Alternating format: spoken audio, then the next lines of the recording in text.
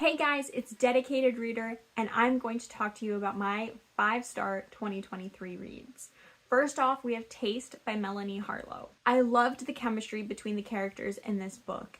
I really enjoyed the story progression, the big sappy gestures, and the sappy love story. I didn't find it followed the typical romance plotline, where the last 20% of the book is the massive breakup, and then they gotta get back together.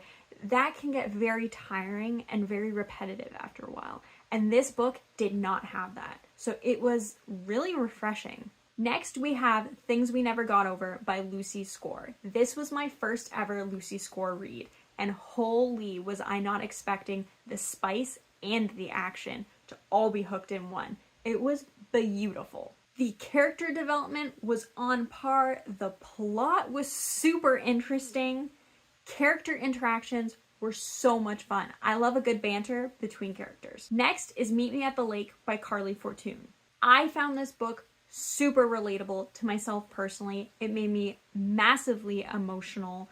The characters were really interesting and very complex, and there was a lot of growth we saw and mystery we see by going back in time and seeing their interactions as well.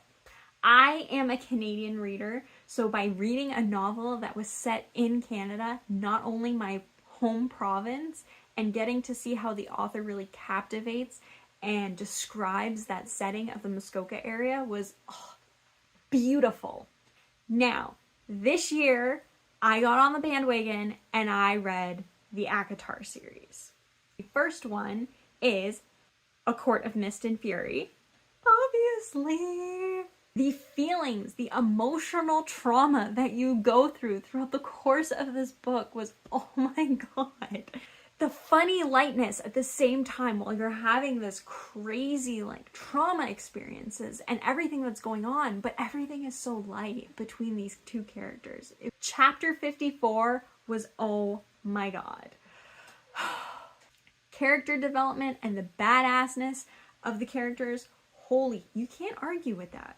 It was literally a fantasy series like none other. And for my final one, I have A Court of Wings and Ruin, because you can't have Mist and Fury without A Court of Wings and Ruin. Holy.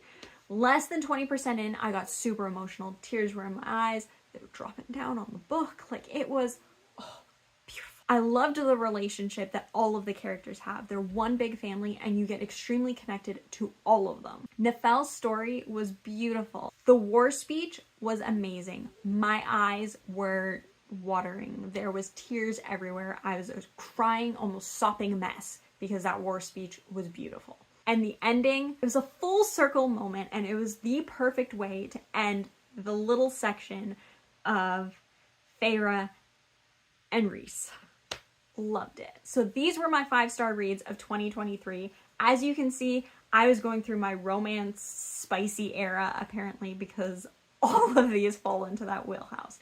But I'm super excited to see what kind of 5-star reads I'm going to have in 2024. Am I going to still be in my romance era? Is it going to be a little bit different? We'll have to see.